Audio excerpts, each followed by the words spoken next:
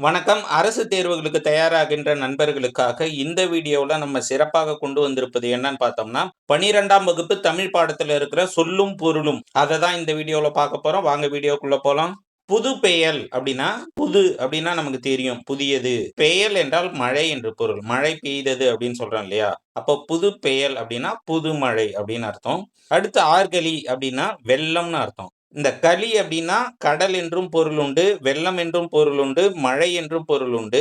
இந்த பாடல்ல ஆர்கலி என்பது வெள்ளத்தை குறிப்பது. அடுத்து கொடுங்கோல் அப்படின்னா வளைந்த கோல். அடுத்து புலம்புன்னா தனிமை. எப்ப நம்ம புலம்புவோம்? தனிமையா இருக்கும்போது பேசுறத தான் நம்ம புலம்புதல் அப்படின்னு சொல்றோம். அப்ப புலம்பு என்றால் தனிமை. அடுத்து கண்ணி. கண்ணின்னா தலையில் சூடும் மாலை. அடுத்து கவுள். கவுள்னா கன்னம் அப்படின்னு அர்த்தம். அடுத்து மான்னா நிறைய பொருள் இருக்கு. மாம்பழம்னு ஒரு பொருள் இருக்கு. விலங்குன்னு ஒரு பொருள் இருக்கு. வண்டுன்னு ஒரு பொருள் இருக்கு. பெரிய அப்படின்னு ஒரு பொருள் இருக்கு. இப்ப மாநகரம் அப்படின்னா பெரிய நகரம் அப்படின்னு அர்த்தம். அடுத்து அமலன். இப்ப மலன் அப்படின்னா அழுக்கு நிறைந்தவன், அழுக்கானவன் அர்த்தம். மலம். மலம்னா உங்களுக்கு என்னன்னு தெரியும். அப்ப மலன்னா அழுக்கானவன், குற்றம் உடையவன் அப்படின்னு அர்த்தம். அமலன்னா அதுக்கு ஆப்போசிட்டு. அப்ப குற்றமற்றவன், நிரபராதி, அப்ராணி அப்படின்னு அர்த்தம். அப்ப ராமன் ஒரு குற்றமற்றவன். அதனால அவன அமலன் அப்படின்னும் அழைக்கிறாங்க. அடுத்து இளவல். இளவல்னா தம்பி உங்களுக்கு தெரியும். அடுத்து நளிர் கடல் அப்படின்னா குளிர்ந்த கடல் அப்படின்னு அர்த்தம். அடுத்து துன்பு என்றால் துன்பம். அது அந்த வார்த்தையிலே இருக்குது. அடுத்து உன்னேல் அப்படின்னா எண்ணாதே அப்படின்னு அர்த்தம். உள்ளுவதெல்லாம் உயர் உள்ளல் அப்படின்னு ஒரு திருக்குறள் இருக்கு. அதுல உள்ளல் அப்படின்னா எண்ணுதல் அப்படின்னு அர்த்தம். உள்ளல்னா எண்ணுதல். உள்ளுவதெல்லாம் உயர் உள்ளல். உள்ளத்தால் எண்ணுவது உள்ளல். அப்போ அதனுடைய திரிபு தான் உண்ணல். உண்ணல்னாலும் எண்ணுதல் அப்படின்னு அர்த்தம். இது அதுக்கு ஆப்போசிட். உன்னேல் அப்படின்னா எண்ணாதே அப்படின்னு அர்த்தம். அடுத்து அனகன் என்றால் ராமனை குறிப்பது. ஏற்கனவே அமலன் என்றால் ராமன்னு பார்த்தோம். அதே போல அனகன் என்றாலும் ராமன். அடுத்து உவா அப்படின்னா அமாவாசை என்று அர்த்தம். பௌர்ணமின்னும் அர்த்தம் இருக்குது. அதாவது 14 நாட்களுக்கு ஒரு முறை வருகிற அமாவாசையும் பௌர்ணமியும் உவா என்று பொருள். நிலவை குறிப்பது. அடுத்து உடுபதி அப்படின்னா சந்திரன் அப்படின்னு அர்த்தம். சந்திரன்னா நிலா. நிலா என்று பொருள். அடுத்து செற்றார் அப்படின்னா பகைவர் அப்படின்னு அர்த்தம். அறிவு அற்றங்காக்கும் கருவி செருவார்க்கும் உள்ளழிக்கால் ஆகா அரண் அப்படின்னு சொல்லிட்டு ஒரு திருக்குறள் நீங்க கேள்விப்பட்டிருப்பீங்க.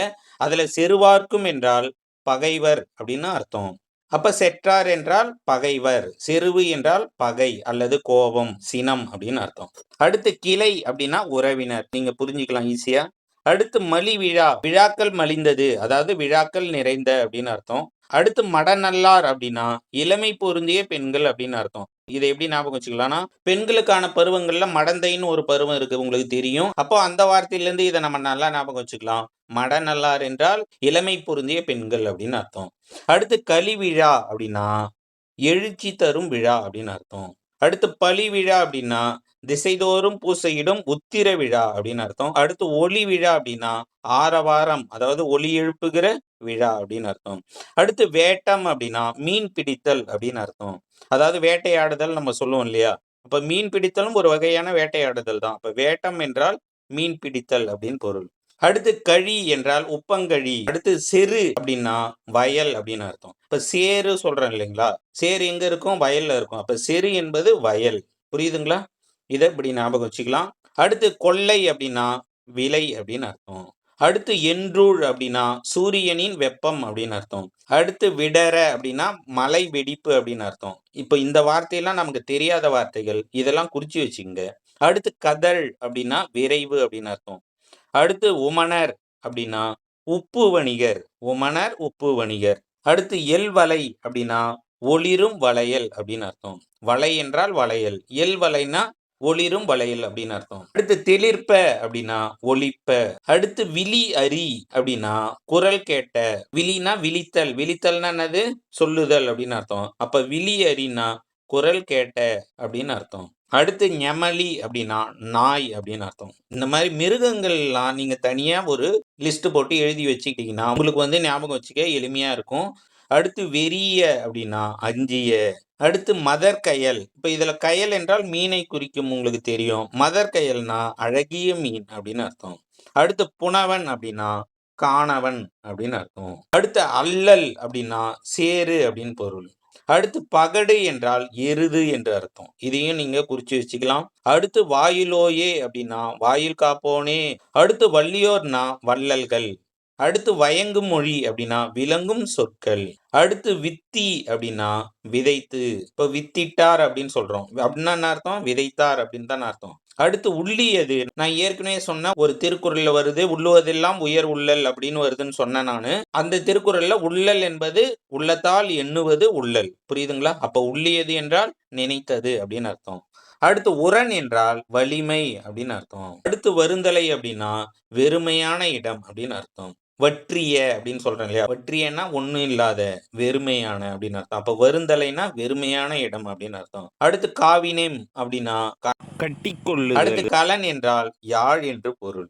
இதை நீங்க குறிச்சு வச்சுக்கலாம். கலன் என்றால் யாழ் என்று பொருள். கலப்பை. கலப்பை என்றால் ஒன்று ஏற்கலப்பை, அது உங்களுக்கு தெரியும். இன்னொன்னு காரண பெயரா பாத்தீங்கன்னா கலன்களை வைக்கின்ற பை கலப்பை. அடுத்து மழு அப்படின்னா கோடாரின்னு அர்த்தம். இதையும் நீங்க குறிச்சுக்கலாம். அடுத்து புரிகுழல் அப்படின்னா குழல் என்றால் உங்களுக்கு தெரியும் கூந்தல் என்று பொருள். அப்ப புரிகுழல் என்றால் சுருண்ட கூந்தல் என்று பொருள். அடுத்து கழை என்றால் மூங்கில். இதையும் நீங்க குறிச்சு வச்சுக்கலாம். அடுத்து கண் என்றால் கணு. கரும்புல பாத்தீங்கன்னா ஒரு ஜானுக்கு ஒரு இடத்துல இருக்கும் இல்லைங்களா? அதை நம்ம கண் என்றும் சொல்றோம், கணு என்றும் சொல்றோம். விரல் என்றால் உங்களுக்கு தெரியும் கையில இருக்கிறது. அடுத்து உத்திர பலகை அப்படின்னா மேலிடும் பலகை அப்படின்னு அர்த்தம். அடுத்து பூதர் என்றால் பூதம். பூதம்னா உங்களுக்கு தெரியும் பூதம். அதே பூதர்னா அது கொஞ்சம் பன்மை விகுதி சேர்ந்து இருக்குது. அப்போ ஐம்பூதங்கள். அடுத்து ஓவிய விதானம் அப்படின்னா ஓவியம் தீட்டப்பட்ட பந்தல். அடுத்து நித்திலம்னா முத்து. அடுத்து விருந்துன்னா புதுமை அப்படின்னு அர்த்தம். அடுத்து மன்னிய என்றால் கழுவிய. நாவலம் போலம் அப்படின்னா சாம்பூர்ணதம் எனும் உயர்ந்த வகை பொருள். அடுத்து தலைக்கோல் என்றால் நாடக கன்னிகையர் பெறும் பட்டம். தலைக்கோல் என்றால் ஒரு பட்டம், நாடக கன்னிகையருக்கு கொடுக்கின்ற ஒரு பட்டம். அடுத்து ஓடை என்றால் முகபடாம் அப்படின்னு பொருள். அடுத்து அரசு உவா அப்படின்னா பட்டத்து யானை என்று பொருள். உவா என்றால் யானை. அரசு உவானா பட்டத்து யானை, அரசாங்கத்தின் யானை அப்படின்னு அர்த்தம். அடுத்து பரசினர் அப்படின்னா வாழ்த்தினர் அப்படின்னு பொருள். இந்த பரசு அப்படின்றதுல இருந்தா பரிசு வருது. இப்ப பரிசு எங்க கொடுப்போம்? ஒருத்தவங்கள வாழ்த்தி கொடுப்போம். அப்போ பரசினர் என்றால் வாழ்த்தினர் அப்படின்னு பொருள். அடுத்து பல்இயம் அப்படின்னா இசைக்கருவி என்று பொருள். அடுத்து குயிலுவ மாக்கல் அப்படின்னா இசைக்கருவிகள் வாசிப்போர் என்று பொருள். அடுத்து தோரிய மகளிர் அப்படின்னா ஆடலில் தேர்ந்த பெண்கள். தோரிய மகளிர தேரிய மகளிர் அப்படின்னு கூட வச்சுக்கலாம். ஆடலில் தேர்ந்த பெண்கள். வாரம் என்றால் தெய்வ பாடல் என்று பொருள். இதே வாரணம் அப்படின்னா யானை என்று பொருள் உங்களுக்கு தெரியும். அப்போ வாரம் என்றால் தெய்வ பாடல், வாரணம் என்றால் யானை. அடுத்து ஆமந்திரிகை அப்படின்னா இடக்கை வாத்தியம் என்று பொருள். அடுத்து இலைப்பூங்கோதை அப்படின்னா அரசன் அணிந்துள்ள பச்சை மாலை, இலையால் ஆன மாலை. அடுத்து கழஞ்சி அப்படின்னா ஒரு வகை எடை அளவு. அந்த காலத்துல இருந்த ஒரு வகையான எடை அளவு. அடுத்து நகை என்றால் சிரிப்பு உங்களுக்கு தெரியும். புன்னகை அப்படின்னா புன் சிரிப்பு அப்படின்னு பொருள். அடுத்து இளிவரல் அப்படின்னா சிறுமை என்று பொருள். மருட்கை என்றால் வியப்பு. பெருமிதம் என்றால் உங்களுக்கு தெரியும் பெருமிதம். நான் அவனை நினைச்சு பெருமிதம் கொள்கிறேன் என்றால் பெருமை கொள்கிறேன். வெகுளி என்றால் சினம் என்று பொருள். ஒரு திருக்குறள் இருக்கு. அழுக்காறு அவா வெகுளி இன்னா சொல் நான்கும் இழுக்காய் என்றது அறம். அதாவது அழுக்காறு என்றால் தலைக்கணம், அவா என்றால் பேராசை, வெகுளி என்றால் சினம், இன்னா சொல் என்றால் தீய சொல். இவை நான்கும் இல்லாமல் இருப்பதே அறம். அப்போ அழுக்காறு அவா வெகுளி இன்னா சொல் நான்கும் இழுக்காய் என்றது அறம். இதுல மூணாவதா சொல்லப்பட்ட வெகுளி என்றால் சினம் என்று பொருள். அடுத்து உவகை உங்களுக்கு தெரியும். உவகைனா ஓப்பா இருக்கிறான்னா மகிழ்ச்சியா இருக்கிறான்னு அர்த்தம். அது உங்களுக்கு தெரியும். அடுத்து காய் நெல் என்றால் விளைந்த நெல்.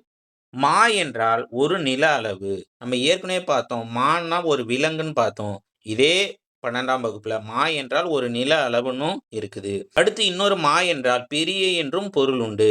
அடுத்து மா என்றால் வண்டு என்று பொருள் உண்டு. அதனால இதுக்கு மா என்பதற்கு நிறைய பொருள் உண்டு. அதை நீங்க எழுதி வச்சுங்க. அடுத்து செரு என்றால் வயல். சேருன்னு சொல்லுவோம். நம்ம ஏற்கனவே இதை பார்த்தது தான். செரு என்றால் வயல். அடுத்து தமித்து என்றால் இந்த தமித்து தான் மீ நீயா மாறி இருக்கு தனித்து. அடுத்து புக்கு என்றால் புகுந்து. யாத்து என்றால் சேர்த்து. அடுத்து நந்தும் தழைக்கும். வரிசை என்றால் முறைமை என்று பொருள். கல் என்றால் ஒளி குறிப்பு. பரிவு என்றால் உங்களுக்கு தெரியும் அன்பு. தபை என்றால் கெட. பிண்டம் என்றால் வரி. நச்சின் என்றால் விரும்பினால். நெச்சினார்க்கினியர் அப்படின்னு ஒருத்தருடைய பேர் உண்டு. அப்படின்னா விருப்பத்திற்கு இனியவர், நெச்சினார்க்கினியர் அப்படின்னு. தெரியுங்களா? அடுத்து உண்ணலீர். இதுவும் பார்த்தீங்கன்னா இது 3வது இடத்துல வருது. உண்ணலீர் அப்படின்னா எண்ணாதீர்கள். உண்ணுதல் என்றால் சின்ன 2 சுழியின் உண்ணல் அப்படின்னா நினைத்தல் என்று பொருள். உண்ணலீர் என்றால் நினைக்காதே என்று பொருள். எண்ணாதே, எண்ணாதீர்கள் என்று பொருள். பிணித்தமை அப்படின்னா கட்டியமை. என்னை பிணித்த ஒரு சனியன் அப்படின்னு சொல்லிட்டு திட்டுறாங்க இல்லையா? அப்படின்னா என்ன அர்த்தம்? பிணித்தல் என்றால் கட்டியது. அடுத்து நீச, இழிந்த. நீசன்னா இப்போ பார்த்தீங்கன்னா தமிழ் மொழியே வடமொழிக்காரன்னா சொல்லுவோன்னா நீச பாஷை அப்படிம்பான். நீசன்னா இழிந்த அப்படின்னு அர்த்தம். அவனது தேவ பாஷையாம், நம்மளது தமிழ் நீச பாஷையாம். அதனால கோயில் கருவறைக்குள்ள நம்ம மொழி போகக்கூடாதான். அப்போ அவன் சொல்ற வார்த்தை தான் என்னது? நீச பாஷை அப்படின்னுவான். நீச என்றால் இழிந்த என்று பொருள். அடுத்து நேசம் என்றால் அன்பு, உங்களுக்கு தெரியும். வல்லியதை என்றால் உறுதியை என்று பொருள். வலி என்றால் உறுதி என்று பொருள். வல்லியதை அப்படின்னா உறுதியை என்று பொருள். ஓர்மீன் என்றால் ஆராய்ந்து பாருங்கள், ரொம்ப முக்கியமானது. அடுத்து பாதகர் என்றால் கொடியவர், பாதகத்தி அப்படின்னு சொல்லுவாங்க இல்லையா? அப்போ கூட ஒரு பாட்டில் வந்திருக்குது, பாதவத்தி நான் பாதவத்தி, உன்னை போக விட்டா நான் பாதவத்தி அப்படின்னு. பாதவத்தி என்றால் கொடியவன் என்று பொருள். அப்போ பாதகர் என்றால் கொடியவர். குழுமி என்றால் உங்களுக்கு தெரியும், ஒன்று குழுமினர்னா ஒன்றாக கூடினர். அடுத்து பழிப்புரை அப்படின்னா பழிச்சொல். பழின்னா இகழ்ச்சி, அப்போ பழிப்புரைனா இகழ்ச்சியுரை. அடுத்து ஏதமில்னா ஏதுமில்லாத அப்படின்னா குற்றமில்லாத, குற்றம் ஏதும் இல்லாத. புரியுதுங்களா? அடுத்து ஊன்றை என்றால் அழுந்த. இப்போ நம்ம விதையை ஊன்றுவோம் பார்த்தீங்கன்னா அதை ஊன்றுதல் அப்படின்னு சொல்கிறோம். விதையை ஊன்றுதல். அப்போ அதுக்கு என்ன அர்த்தம்? விதையை அழுத்துதல் அப்படின்னு தானே பொருள். அப்போ ஊன்றை என்றால் அழுந்த. அடுத்து மாற்றம் என்றால் சொல் என்று பொருள் உண்டு, முக்கியமானது.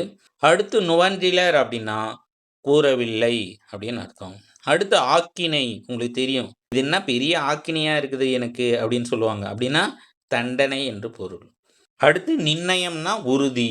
இது நிர்ணயம்பா, இது நிர்ணயம் அப்படின்னா நிச்சயம், உறுதி. புரியுதுங்களா? நிர்ணயம் என்றால் நிச்சயம், உறுதி. அடுத்து கூவல் என்றால் கிணறு, இதை குறிச்சிங்க. அடுத்து ஒண்ணுமோ அப்படின்னா முடியுமோ. அடுத்து ஓததி அப்படின்னா கடல். பாருங்க, கடலுக்கு எத்தனையோ வார்த்தைகள் இருக்கு, அதை நீங்க தனியா ஒரு லிஸ்ட் போட்டு எழுதிக்கலாம். ஓததி என்றால் கடல். அடுத்து ஒடுக்க அப்படின்னா அடக்க. இப்ப அடக்கி ஒடுக்குறான் அப்படின்னு சொல்றாங்க இல்லையா? ஒடுக்க என்றால் ஒடுங்குதல், ஒடுக்குதல். ஒடுக்குதல்னா அடக்குதல். அடுத்து கலைத்து என்றால் கழற்றி. இப்ப ஆடைகளை கலைந்தார் அப்படின்னு சொல்றாங்க, அப்படின்னா கழற்றினார். அடுத்து திகழ, திகழ்ந்தார் அப்படின்னா விளங்கினார். சேர்த்தினர் அப்படின்னா உடுத்தினர். இப்ப கலைந்தனர்னா கழற்றினர், நம்ம சேர்த்துக்கிறோம் அப்படின்னா உடுத்தணும் அப்படின்னு அர்த்தம் இல்லையா? அடுத்து சிரத்து என்றால், சிரம் என்றால் தலை, உங்களுக்கு தெரியும். அடுத்து பெய்தனர் என்றால் வைத்து அழுத்தினர் என்று பொருள். கைதுரும் அப்படின்னா கையில் கொடுத்திருந்த அப்படின்னு பொருள். அடுத்து கண்டகர் என்றால் கொடியவர் அப்படின்னு பொருள். அடுத்து வெய்துர அப்படின்னா வலிமை மிக்க அப்படின்னு அர்த்தம். வைதனர் அப்படின்னா திட்டினர், உங்களுக்கு தெரியும். இப்ப நிறைய வட்டார வழக்குல இருக்கு, என்ன வஞ்சிட்டான் அப்படின்னுவாங்க. அப்ப வைதனர் என்றால் திட்டினர்னு பொருள். அடுத்து மரங்கோல் அப்படின்னா மரம் என்றால் வீரம் என்று பொருள். அப்ப மரங்கோல்னா முரட்டுத்தன்மை உள்ளவர் அப்படின்னு பொருள். அடுத்து மேதினி அப்படின்னா உலகம் என்று பொருள், இதையும் குறிச்சிங்க. அடுத்து கீண்டு என்றால் பிளந்து என்ற அர்த்தம். வாரிதி அப்படின்னா கடல் என்று பொருள். பாருங்க, கடலுக்கு இதோட எத்தனையாவது வார்த்தை பார்க்குறோம்? வாரிதி என்றால் கடல். அடுத்து சுவராதது அப்படின்னா வற்றாதது. அடுத்து வல்லானை அப்படின்னா வலிமை வாய்ந்தவரை. அடுத்து நிந்தை, நிந்தை செய்வார் அப்படின்னு சொல்லுவாங்க, அதாவது பழி செய்வார். நிந்தை என்றால் பழி. பொல்லாங்கு, ஓதாமல் ஒரு நாளும் இருக்க வேண்டாம், ஒருவரையும் பொல்லாங்கு சொல்ல வேண்டாம் அப்படின்னு நம்ம படிச்சிருக்கிறோம். அப்ப பொல்லாங்கு என்றால் கெடுதல், தீமை. வளமலை அப்படின்னா வளமான மலை. அடுத்து கவான் அப்படின்னா மலைப்பக்கம் அப்படின்னு அர்த்தம். கலிங்கம் என்றால் ஆடை. சுரும்பு என்றால் வண்டு. நாகம் என்றால் சுரபுன்னை, நாகப்பாம்பு, 2 பொருள் இருக்கு. அடுத்து பிறங்கு என்றால் விலங்கும். பரம்பு என்றால் பரம்பு மலை, உங்களுக்கு தெரியும். கரங்கு என்றால் ஒலிக்கும். வாலுளை அப்படின்னா வெண்மையான தலையாட்டம். அடுத்து மருளை என்றால் வியக்க. நிழல் என்றால் ஒளி வீசும். ஒளி வீசினாதான் நிழல் தெரியும். அப்ப நிழல் என்றால் ஒளி வீசும் என்று பொருள். அடுத்து நீலம் என்றால் நீலமணி. ஆலமர் செல்வன் அப்படின்னா சிவபெருமான். அமர்ந்தனன் என்றால் விரும்பினன். சாபம் என்றால் வில். மால்வரை அப்படின்னா பெரிய மலை. புரியுதுங்களா? மால்னா பெரியசு அப்படின்னு அர்த்தம். வரை என்றால் மலை. அடுத்து கரவாது என்றால் மறைக்காது என்று பொருள். துஞ்சி என்றால் தங்கு. இப்ப கண் துஞ்சினார், கண் துஞ்சி அப்படின்னு சொல்றோம். அப்படின்னா தூங்குன்னு சொல்றோம் இல்லையா? அப்ப துஞ்சி என்றால் தங்கு என்று பொருள். நளிசினை அப்படின்னா செறிந்த கிளை என்று பொருள். அடுத்து போது என்றால் மலர் என்று பொருள். அப்ப அதையும் நீங்க ஞாபகம் வச்சுக்கணும். அடுத்து கஞலிய அப்படின்னா நெருங்கிய. நாகு என்றால் இளமை என்று பொருள். குறும்போரை அப்படின்னா சின்ன குன்று, சிறு குன்று என்று பொருள். கோடியர் என்றால் கூத்தர் என்று பொருள். மலைதல் என்றால் போரிடல் என்று பொருள். உரள் என்றால் செறிவு என்று பொருள். நுகம் என்றால் பாரம். இப்ப நுகத்தடி என்று சொல்றோம். நம்ம மாட்டு வண்டியில அந்த மாடு மேல இதை தூக்கி வைக்கிறாங்க இல்லையா, அதுக்கு பேரு நுகத்தடி அப்படின்னு சொல்லுவாங்க. அதாவது பாரமான தடி அப்படின்னு அர்த்தம். அப்ப நுகம் என்றால் பாரம் என்று பொருள். இவ்வளவுதாங்க இந்த வீடியோ. இதுல ஒரு சில வார்த்தைகள் நமக்கு ஏற்கனவே தெரிஞ்சது. புதிதான வார்த்தைகளை நீங்கள் குறித்து வச்சுக்கிட்டு அதை மட்டும் நீங்கள் படித்தாலே போதும். என்னால் முடிஞ்ச வரைக்கும் ஒரு சில வார்த்தைகளை ஞாபகம் வச்சுக்கிறதுக்கு சில ஷார்ட்கட்ஸ் சொல்லி கொடுத்துருக்குறேன். அது இல்லாத ஒரு சில வார்த்தைகள் இருக்கிற வார்த்தைகளை நீங்கள் குறித்து வச்சுக்கிட்டு அதை படித்து தான் ஆகணும். படித்து நீங்கள் தேர்வில் வெற்றி பெற என்னுடைய வாழ்த்துக்கள். நம்முடைய சேனல் அறிவுமதி அகாடமியை இன்னும் சப்ஸ்கிரைப் செய்யாதவர்கள் தயவுசெய்து சப்ஸ்கிரைப் செய்து நமக்கு ஆதரவு கொடுங்க. நன்றி, வணக்கம், தேங்க்யூ, பபாய், டேக் கேர்.